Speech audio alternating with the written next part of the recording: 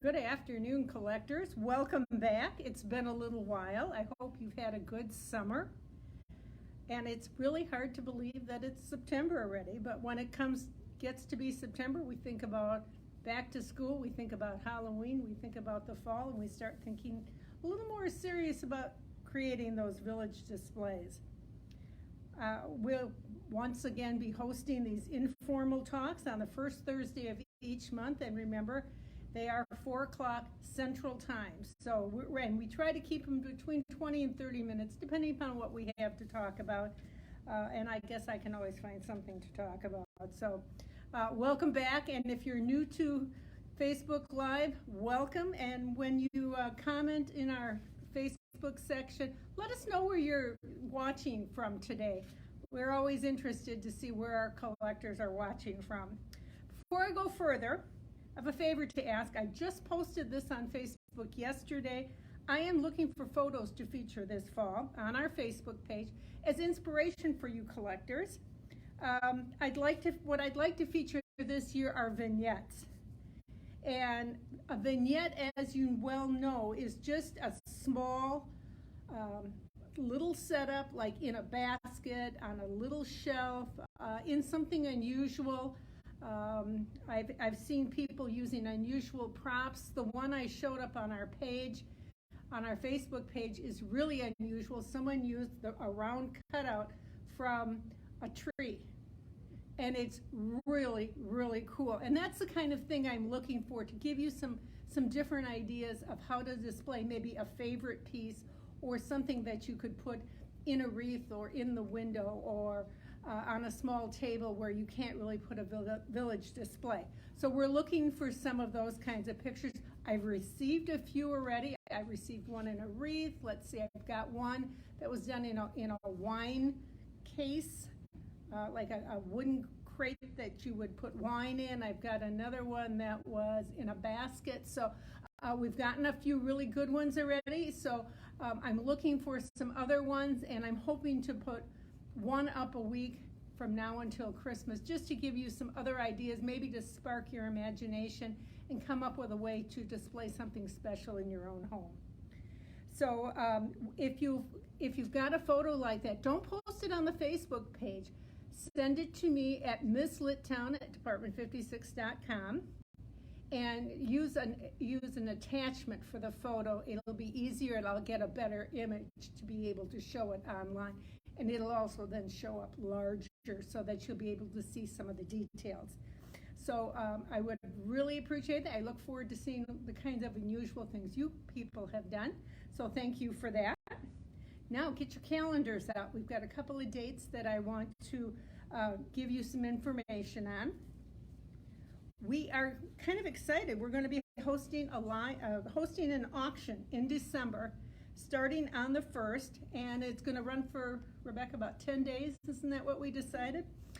And it's going to be, we'll preview it a little each month, and it's going to be starting during our Facebook Live Christmas edition, when we will be joined by Creative Director Rick Jackson. And Rick will talk about some of the pieces that are going to be part of the auction. And prior to that, we will preview a piece each month during Facebook Live. Rick has found a number of unique and one-of-a-kind items that you'll be able to bid on. The auction will be for a very limited period of time, so you won't want to miss it. And we'll update you and tease you with pieces along the way. And then I think once we've shown them on Facebook, I think then we'll probably give you a reminder and then post a photo of the piece that's going to be auctioned on our Facebook page. So you won't want to miss that. So I'm going to show you the first piece today. This is something that was never put in the line. So Rebecca, I don't know if you can get close to that. I'll try to put it up here where you can see this. If you remember, a few years ago we had a line in North Pole that was called North Pole Woods. And this is a piece that never made it into the line. And it is called, let's see, the sign says it is called the Root Beer Cellar. So it looks like a tree root, and you can see on the side here there's a barrel. It's just a really wonderful detailed piece, and would be a great piece if you are someone who has collected everything else that's in North Pole Woods, you will have an opportunity to bid on this one-of-a-kind sample item that never made the line. There will be other pieces like this that never made it into the line, that was just a one-of-a-kind item that we got a sample of and decided not to go with it. You want me to turn to the back? There we go. Lots of interesting detail on this. And this was from North Pole Woods. Again, it is called the Root Beer Cellar, as in, the basement, the cellar of the house. Isn't that a neat piece? Thought we might as well start out with one of the really cool pieces that's going to be part of this auction, just to give you an idea of the kinds of things we're going to be offering. Things that Rick has found in cleaning his office and his desk. Another thing for you to add to your calendar for this fall is Friday, November 4th. That will be the official date of the retirements for 2022. Again, Friday, November 4th. You'll get a reminder in November because our Facebook Live will be the day before, so I'll remind you, obviously, in October, but then again in November.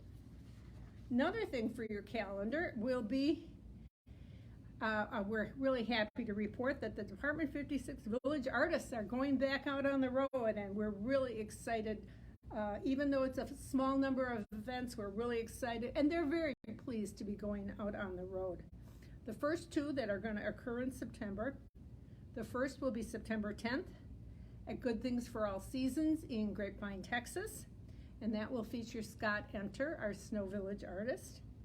And then on September 17th, Paul Lundberg will travel to Little Rock, Arkansas and go to All Through the House. So check our website for times, check with the retail stores to see, and all of these retailers that are hosting events are platinum retailers, so you'll be able to get their address, their website, information, see what else is going to be happening. Sometimes they'll have display demonstrations, they'll have other things going on, they maybe even have special sales during that time. It's up to the individual stores as far as how they're going to handle that day.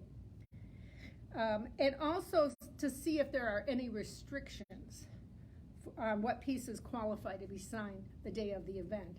And our artists always love meeting with the collectors and getting your ideas. Bring in your pictures, show them what you've done with the pieces that they've designed. This is probably the highlight of their fall, to look at what you've been doing with the pieces that they've designed. So we'll move this out of the way because we've got other things to talk about. Really, this piece is heavy too. Wow. Okay, if you have been reading the NCC Club Connection or subscribed to Village Details magazine, you may have seen me talk about an event that I recently attended in July in Chicago. It was called the Golden Glow of Christmas Past. And what an eye-opening couple of days it was. I was there with a couple of people from the NCC, a couple of the NCC regional reps. I think there were probably about 10 or 12 of us there kind of as a core group. There were other collectors who were part of the Golden Glow who attended. And we did a special event on, I think it was Wednesday evening. They called it an intimate evening with Miss Litton. I don't know how intimate it was because there were probably, 75 or 80 people there. But we talked about Department 56 and how the villages have evolved over the years, and we introduced the villages as something brand new to some of the Golden Glow collectors, and some of our village collectors are now interested in the Golden Glow. So it was a wonderful partnership. The Golden Glow is a convention, and I looked this up just a little bit ago. It started in 1990 by a man who was collecting, actually he was a young boy, he was like 15 years old, I think. He was collecting antique and unusual Christmas tree lights. And it developed into a love of everything nostalgic and things that we remember from the past about Christmas. when we would put tinsel on trees, and we had those old C7 lights, and just wonderful decorations that we find in our parents' attics. And it's grown into an organization that is worldwide, and they have a convention every year that has anywhere from 700 to 1,000 collectors at. And we are going to be partnering with the Golden Glow and the NCC for the 2023 convention that is scheduled for August 16th to the 19th, 2023 in Arlington, Virginia, which is just outside Washington, D.C. And how we got involved in this, the current chairman of the board of the Golden Glow is someone that many of you may know from collecting Department 56. His name is Joe Myers. Joe is from the Cincinnati, Ohio area, and he was the chairman of the Cincinnati Village Gathering, which I believe was back in 2019. And he's been working really hard to get us connected ever since. So congratulations to Joe. We're delighted. We think this is a wonderful partnership as well. One of the things that I was just knocked out about at the Golden Glow, and even though I don't collect antique Christmas memorabilia, I was really interested in the museum, and it was in a great big ballroom, huge ballroom, and in there were all these display cases, and collectors were allowed to come in and bring some of their own collections. And there was one person who had two big display cases absolutely filled with all things related to Rudolph the Red-Nosed Reindeer. And, everything from little napkins and clothing, toys, gift boxes, ornaments, you name it. Very interesting. But then in the middle of this whole museum display, there was a beautiful collection of Putz Village pieces.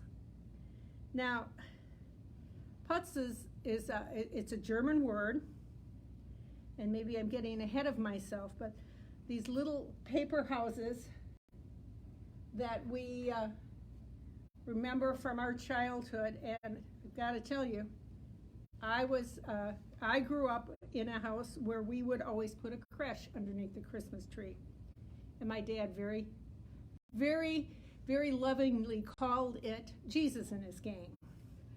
And it was very important. We'd get the tree up, and then underneath the Christmas tree, and some of you probably will relate to this, he would put snow, and he'd use the buffalo snow batting, and he had hills and mountains, and he had the nativity on one side, and every day the three wise men would get closer and closer, and we had sheep out in the meadow, and they were all from Germany. When my dad served in World War II, they all had real sheep's wool on. Each one of them, they were each handmade. They were wonderful, and everything was enclosed in a really unique collapsible fence that my dad made. It would collapse down and then kind of, I don't know, what do you call that? It would unfold, and then it would go around the whole tree. And the shepherds always had their own little campfire made with a flicker bulb that my dad put together. So I grew up with that sort of thing. So when I came to work at Department 56, I said, my dad would have been all over this. So this was very interesting to me. And it's really interesting, and a lot of our collectors don't even know, not all villages started being made of ceramic or porcelain. And I'm going to read just a little bit of this to you. There's a lot of information if you look online about these little cardboard houses and the Putz village. And Putz is spelled P-U-T-Z. It's from a German word. When Europeans came to the United States in the early days of our country, they brought with them many traditions that reminded them of home. Some of them were traditions that included the celebration of Christmas, which in certain places, at certain times in history, was frowned upon, and in some places even forbidden. They gathered candy and cookie containers that were shaped like houses and added embellishments. Tinsel, tiny twigs, rocks, mirrors for ponds, cotton batting for snow, small lead figures inhabited the villages, and the Putz was born. And Putz comes from a German word, putzen, which means to decorate or adorn. So that's where it all comes from.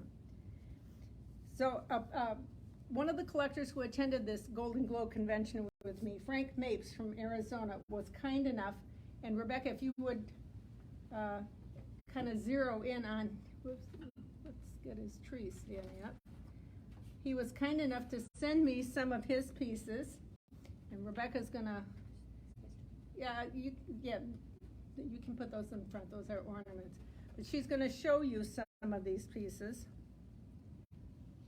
These are some early examples, and you can see on the bottom of most of them, it says that they were made in Japan. Some of the very earliest ones come from Germany, but later they came from Japan, and of course, once we were no longer real good friends with the people in Japan, we stopped making them there.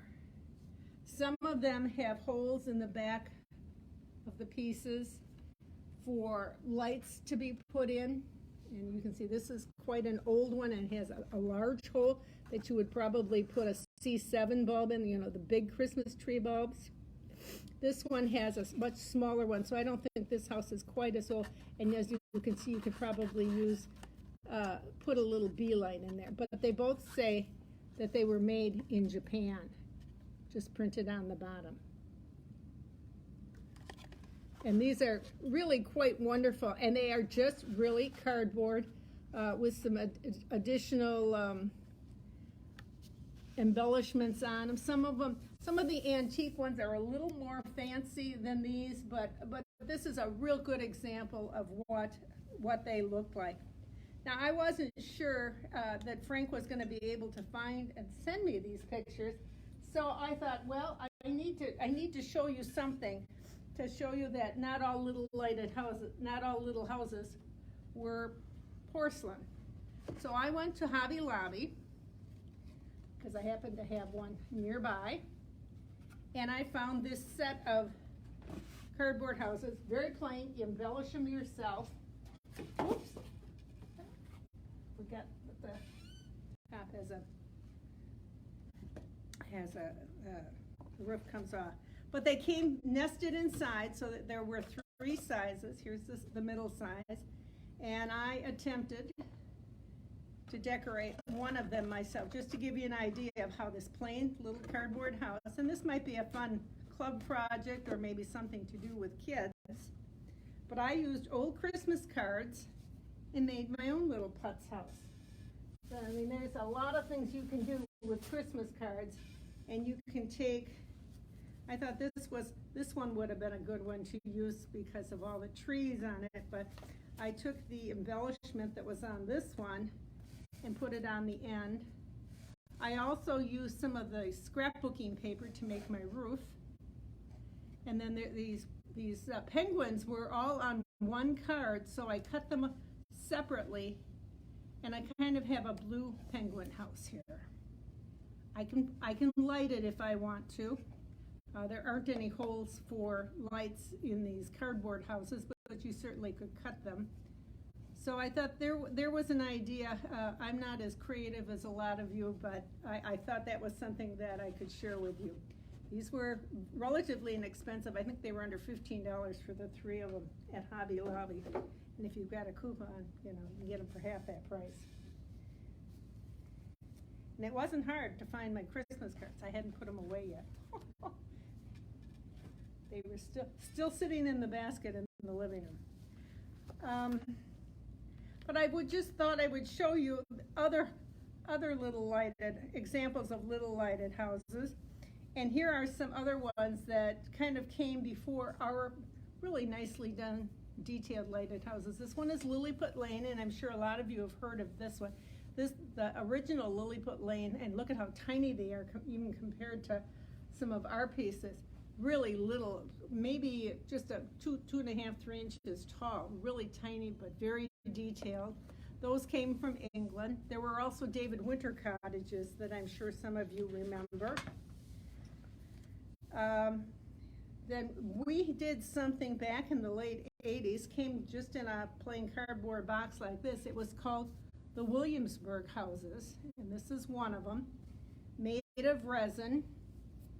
And you can see on the bottom here, Rebecca can zero in on that, and you can see it does have a tag on it that says Department 56. The detail isn't nearly as good as some of our later pieces, and it's quite heavy because it's a solid piece of it's probably resin, but it feels more like plaster of Paris to me.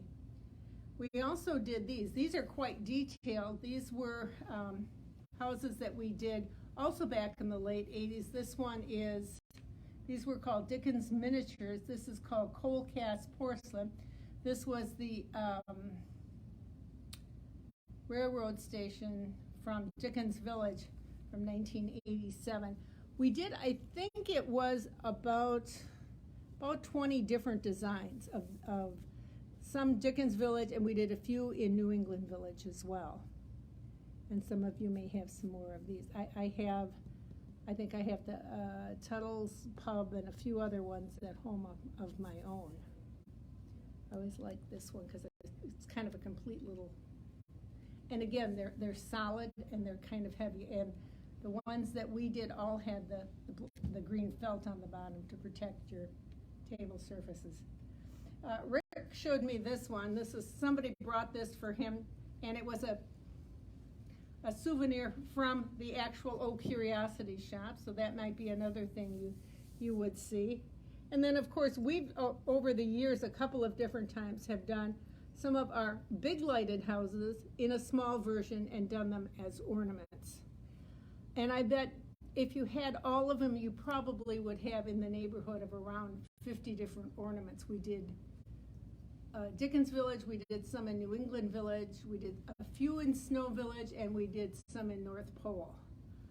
And some of them were hanging ornaments, some of them were light ups where you would put the little bee light in the bottom so that it would actually light up when it sat on your Christmas tree, and had a little clip on the bottom so you'd clip it onto the edge of the onto the branch of the tree. So those are all different little houses that came before our big lighted houses. So I thought that would be something interesting for all of you to see. So I hope you will join us again in October, and we hope to have one of our village artists join us to walk us through how they plan and execute a design for a new village piece. I think it'll be really interesting. I haven't gotten a definite agreement from which artist it's going to be, but it'll be one of our village artists. And then we'll give you another sneak peek at another one of our pieces that will be available in our online auction for December. Our next Facebook Live will be October 6th. We look forward to seeing all of you again soon. Until then, happy collecting.